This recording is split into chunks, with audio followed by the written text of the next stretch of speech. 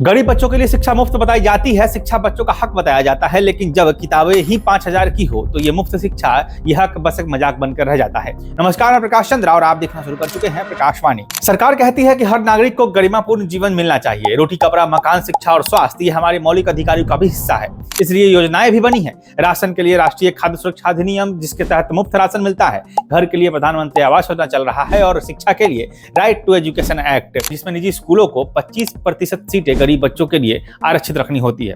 स्वास्थ्य के लिए भी सरकारी अस्पताल मिला जुला कर बेहतर काम कर रही है और उससे जो छूट जाता है उसके बाकी के लिए आयुष्मान योजना तो है ही। लेकिन असली सवाल है कि क्या शिक्षा के क्षेत्र में अभी भी सरकार के नियम चल रहे हैं? आखिर ये निजी संस्थान या निजी स्कूल, प्राइवेट स्कूल इतनी धांधली क्यों कर रहे हैं? ये आज बहस का मुद्दा है। इसी पर आज हम विस्तार से बात करेंगे, बताएंगे आपको कि क्या नियम है और किस किस तरीके से धांधली चल रही है। ये वैशाली जिले के लालगंज के एक प्राइवेट स्कूल की बुक रसीद है। बुक रिसिप्ट कहते हैं इसको। चौथी क्लास के बच्चे के लिए 5,281 रुपए की किताबें। हर स्कूल को भारत सरकार के द्वारा दी गई एनसीईआरटी सिलेबस को ही फॉलो करना है। एनसीईआरटी किताबें हर जगह, हर स्थिति में वैध है। इसके अलावा और कोई भी किताब अगर स्कूल आपको खरीदने के लिए कह रहा है तो वो साइड बुक है। मेन किताब एनसीईआरटी ही है। लेकिन जो प्राइवेट स्कूल है वो बड़ी चालाकी से एनसीईआरटी को ही साइड कर देते हैं और ये जो रसीदें आपको दिख रही हैं उसको अनिवार्य बताकर उसी को अभिभावकों पर थोप देते हैं कि यही खरीदना पड़ेगा। अब सोचिए, जिस परिवार की महीने की आमदनी 8 से 10 हजार रुपए होगी और वो अपने बच्चे को आरटी यानी राइट टू एजुकेशन एक्ट के तहत किसी प्राइवेट स्कूल में एडमिशन भी करवा लेता है, तो क्या उसके बस की है कि वो इस किताबों के लिए 5,000 रुपए खर्च कर सके? और इतना ही नहीं, इसके बाद भी उन किताबों में कवर लगाने के लिए कई स्कूल गाइडलाइन देते हैं। इंग्लिश की किताबों में red cover, yellow cover, Hindi की किताबों में ग्रीन कवर, ऐसे कई सारे गाइडलाइन स्कूल की तरफ जारी किए जाते हैं। मतलब किताबों के खर्चे के अलावा एक और खर्चा एडिशनल जो आपके ऊपर थोपा जाता है।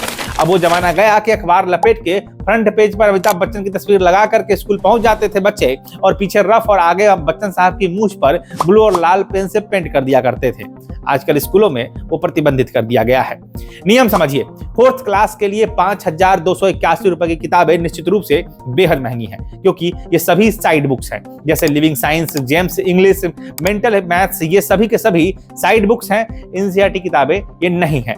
बिहार निजी विद्यालय शुल्क विनियमन अधिनियम 2019 और अप्रैल 2026 में कुछ जिलों में जैसे सारण और पटना में जिलाधिकारी के आदेश के तहत ये साफ और स्पष्ट निर्देश दिया गया है प्राइवेट स्कूलों को कि स्कूल में एनसीईआरटी किताबों के अलावा साइड बुक्स को बाध्यकारी नहीं बनाया जाएगा। उन्हें खरीदने के लिए किसी भी रूप से प्रेशराइज या टॉर्चर नहीं किया जा सकता। टॉर्चर मतलब कि बच्चे में हीन भावना नहीं भरा जाएगा, उसे पिछली कतार में खड़ा नहीं किया जाएगा महज इसलिए कि उसके पास स्कूल की जो निर्देशित साइड बुक्स हैं वो उपलब्ध नहीं है। एनसीईआरटी है मतलब बच्चा किताबों के आधार पर हर सुविधा पाने के पैमानों को पूरा करता है। मतलब ये बिल्कुल भी जरूरी नहीं है कि आप स्कूल के इन साइड बुक्स को खरीदिए। जो भी स्कूल ऐसा कर रहे हैं उन्हें किताबों का पूरा विवरण, नाम, उसके दाम, उसका पब्लिशर कौन है, ये सब स्कूल की वेबसाइट या नोटिस बोर्ड पर चिपकाना जरूरी है। ये अनिवार्य है, ये बहुत जरूरी है। अभिभावक इसको देखकर, उसको समझकर, उसको जांच परख कर पता करके अपने स्तर से उसे बाजार से या ऑनलाइन खरीद सकते हैं अगर वो स्कूल से नहीं खरीदना चाहते हैं तो।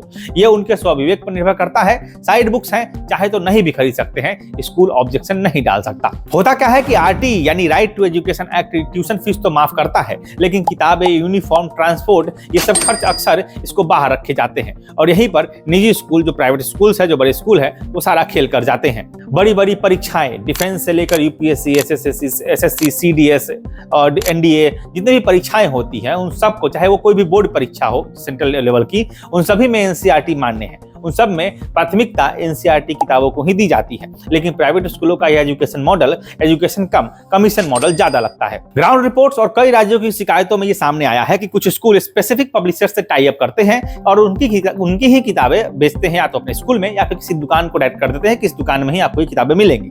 मोटा कमीशन कमाया जाता है इसके जरिए। ये 5,000 की किताबें एनसीईआरटी की होती तो खर्चा आता महज 500 से 700 रुपए, और अगर सॉफ्ट कॉपी अगर चाहिए आपको तो वो फ्री में उपलब्ध है एनसीईआरटी की वेबसाइट पे, अलग अलग भाषा में। यानी देखा जाए तो ये गरीब के अधिकार पर, आरटी यानी राइट टू एजुकेशन एक्ट पर सीधे सीधे प्रहार है। सोचिए, जहां सरकारी संस्थाएं बेहतर नहीं है, जैसे कई गांवों में सरकारी स्कूल नहीं है, वैसे वहां किसी बच्चे को किसी निजी स्कूल में एडमिशन मिल भी जाता है आरटी के तहत, और वहां अगर उसको 5-5 हजार की किताबें खरीदनी पड़े तो उसका क्या होगा? कितना ठगा हुआ महसूस करेगा वो आदमी। संविधान और सरकार की गाइडलाइन के होने के बाद भी ये सोचने वाली बात है। और तो और एक और झोल है, अगर आप इस मनमानेपन से और रिसोल्यूट से तंग आकर स्कूल छोड़ना चाहते हैं तो भी स्कूल आपको जाने नहीं देगा। वो टीसी यानी ट्रांसफर सर्टिफिकेट रोक लेता है। लेकिन ये भी जान लीजिए, नियम कहता है कि नो डिटेंशन या फिर कंटिन्यूअस एजुकेशन के प्रिंसिपल के तहत 6 से 14 साल के बच्चों की शिक्षा को किसी भी तरीके से बाधित या वंचित नहीं किया जा सकता। मतलब फीस ड्यू होने के चलते पढ़ाई बच्चे की नहीं रुकेगी। अगर स्कूल टीसी यानी ट्रांसफर सर्टिफिकेट नहीं देता है तो अभिभावक ब्लॉक एजुकेशन ऑफिसर बीईओ या डिस्ट्रिक्ट एजुकेशन ऑफिसर डीईओ के पास शिकायत दर्ज कर सकते हैं। अगर शिकायत सही पाई गई तो स्कूल की मान्यता पर संकट आ सकता है। अब मोटा मोटी बात यह है कि इस पर एक विवेचना होनी चाहिए। पब्लिकेशन से कमीशन लेकर कैसे स्कूल मनमानी कर रहे हैं और किस तरीके से एनसीईआरटी को कॉपी करके उसी को रीरैपिंग करके अभिभावकों के जीवन की कमाई को लूटा जा रहा है बच्चों की पढ़ाई के नाम पर, इस पर बात होनी चाहिए। सदन में भी इसकी आवाज उठाई जानी चाहिए और सरकार के समक्ष इस समस्याओं को रखना चाहिए। हाल ही में वंशिधर ब्रिजवासी या फिर सुखेंद्र में राघव चड्ढा ने ऐसे कई मुद्दे उठाए हैं, लेकिन जो सरकारी नेता अधिकारी उन स्कूलों के निजी कार्यक्रमों में शामिल होकर सम्मानित होते हैं, वो भला इन निजी स्कूलों के खिलाफ आवाज कैसे उठाएंगे? सरकारी आदमी निजी विद्यालयों को बढ़ावा देने के लिए फीता काटने पहुंचते क्यों हैं? ये भी एक बड़ा सवाल है।